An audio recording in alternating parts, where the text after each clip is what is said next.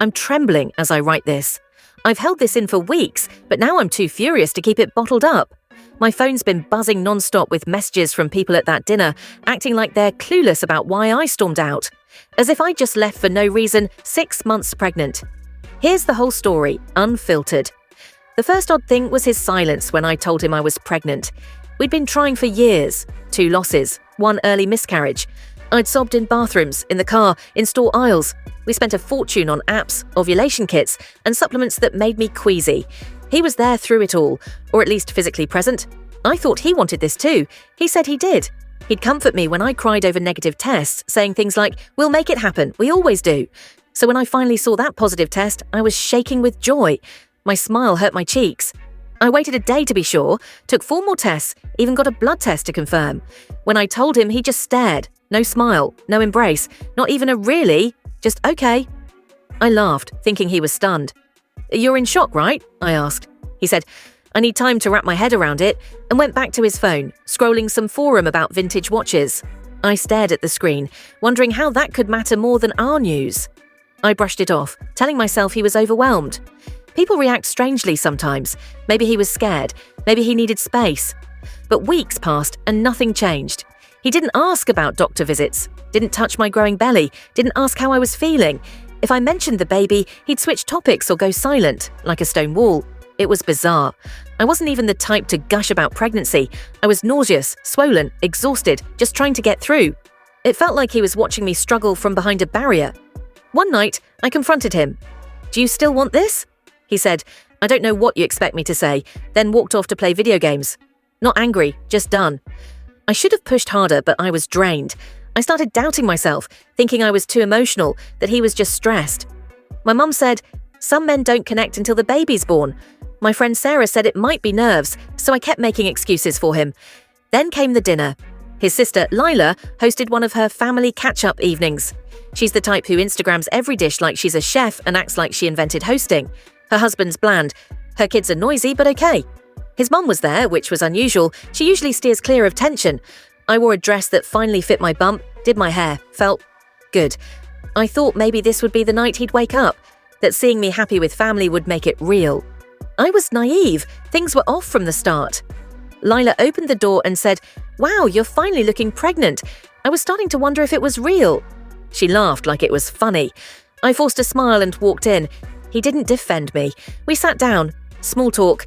They poured wine, not for me, obviously. They chatted about a group vacation next year, and Lila said, "Guess you can't come with a baby, huh?" He replied, "Or without, depending on how things turn out," and chuckled. I stared at him. He looked away. My hands were in my lap, nails digging into my skin to stay calm. Then we talked about baby names. I shared one I liked, just one. Lila scoffed. "That sounds like a stage name for a dancer." I waited for him to say something. He didn't. Then he said, word for word, "We don't even know if it's mine." Ever heard of paternity tests? His mum went white. Lila cackled. I froze. Then Lila, because she's vicious, added, "That kid's screwed with her as a mum." It felt like a nightmare. I scanned the table. No one spoke. No one stopped them. I set down my napkin, slid my chair back, stood and looked at him. "You're right," I said. "This child deserves better than a father like you." I walked out. No one followed. No one called after me. I got in the car and drove home. I haven't seen him since. That was 3 weeks ago. He texted once, claiming I overreacted, that he was just joking to ease the tension. I didn't respond. His mom messaged, apologizing for the awkward night, saying family gatherings can be tough. She asked if I'd meet for coffee to smooth things over. I blocked her. My mum's livid. She said she'd have flipped the table if she'd been there. She offered to stay with me, and I might take her up on it. But I'm not sad. I'm enraged. How dare he treat me like this after everything? The years of trying, the grief, the pain. How dare he act like this baby is a problem, or worse, a way to hurt me in front of his family? I'm carrying our child and he shamed me like it was a game. So no, I'm not sad, I'm done. I'm raising this baby alone. I don't care if that makes me a single mum or whatever people label it. This child will never wonder why I stayed with someone who treated me like trash. And him, he can keep his jokes, his silence, and wonder why he's so alone now. The silence when I stood up at that dinner haunts me, like they all knew I was the only one brave enough to say it. Now I'm planning, I have a meeting next week to explore my options. Legal, financial, all of it. I don't want advice. No, give him another chance. I just needed to say it. I'm not going back. If he ever wants to see me or this baby, he'd better be ready to grovel, because I'm not letting this slide. First update. If you read my last post, you know about the dinner where he humiliated me while I was 6 months pregnant, where his sister laughed and said my kid was doomed, where he implied the baby wasn't his. I walked out. I was done. I cut him off, blocked his number, his mum's, his cruel sister's. I moved in with my cousin Tara, who had a spare room, a pull-out couch, and a toaster oven. I started figuring out my next steps, still pregnant, still exhausted, but oddly calm. Then he showed up. Not immediately, but about 10 days later, strange things started happening. One morning, I found a gift bag on my car's hood. No note, just a tiny blue onesie with a star on it, still in its packaging, clearance sticker attached. I thought maybe Tara's aunt or someone from her book club left it. Nope. The next day, a note was taped to the door. I miss you. Can we talk? No signature, but I knew his handwriting from the grocery lists he'd scribble on napkins. I didn't react. I let it sit. Then came the stroller, a huge box left outside the apartment. No message. A fancy model that folds into a car seat. I looked up the price. It wasn't cheap. Why spend that much when you could have just not mocked our child's existence at a dinner party? I hauled the box inside and left it unopened. Tara gave me a look but stayed quiet. She knew I was a ticking bomb. Then he appeared in person. I'd just finished a call with my health insurance, navigating how to list the birth without naming him as the father. It's a nightmare, by the way. I was heading downstairs to take out the trash, and there he was, loitering by the mailboxes, holding a gift bag with a plush toy peeking out. I stopped. He looked up, flinched, and said, I just wanted to drop this off and talk if you're free. As if I'm just strolling around, 7 months pregnant, with time to entertain the guy who joked about paternity tests. I told him to go. He said, just 5 minutes. I said no again. Then he mumbled loud enough to hear that I was being hysterical and unfair, that he was trying to fix things. That's when I snapped. I marched up, snatched the bag, and tossed it in the dumpster. I told him he doesn't get to erase what he did with gifts and act like it was a minor slip. He said he was sorry, that he was scared, overwhelmed, that he didn't mean it, that he thought I'd move on. I asked what he expected me to move on from, the part where he questioned the baby's paternity or where his sister insulted my parenting. He claimed it was a bad night, that everyone was tipsy. I reminded him it was a Tuesday with iced tea and soda served. His mum drove home sober. He blinked like he'd forgotten. He reached for my arm. I stepped back. Then it got worse. He said, I told my family we're sorting things out. Mum's planning to visit after the baby's born. I thought we could keep this quiet for now. I was floored. He told his family we were reconciled. He nodded, like it was logical. I slapped him, not out of fury, but shock. My hand moved before I thought. Then I turned, went upstairs, locked the door, and sat staring at the wall for 10 minutes. It gets uglier. Days later, Sarah called. She'd run into Lila, who acted like nothing happened, saying she was thrilled for the baby, that she knew he'd step up. So the stroller, onesie, and toy weren't for me or the baby. They were for show, to save his reputation as the guy who fixed his mess. I was livid, so I did what I should have done sooner. I loaded the stroller box into Tara's car with ropes and drove it to his mum's house. No warning. I knocked. She opened the door, said, Oh, you look healthy? I asked if he was there. She said no, he was working. I said, Good. I pushed the box inside and said, returning the lie he sent me. She looked puzzled, asked what I meant. I said, Your son told you we're reconciling. We're not, and we won't be. If you or he come near me or this child after she's born, I'll get a restraining order. She said softly, You're making this harder than it needs to be. I laughed because that's the line, right? Women like me are always too much when we refuse to be walked over. I left, slamming the door. I haven't heard from him directly since, but I know he's spinning tales. A mutual friend said he's telling people I had a pregnancy meltdown and that he's forgiving me for lashing out. I'm not shocked. He makes a mess, then plays the saint for pretending to clean it.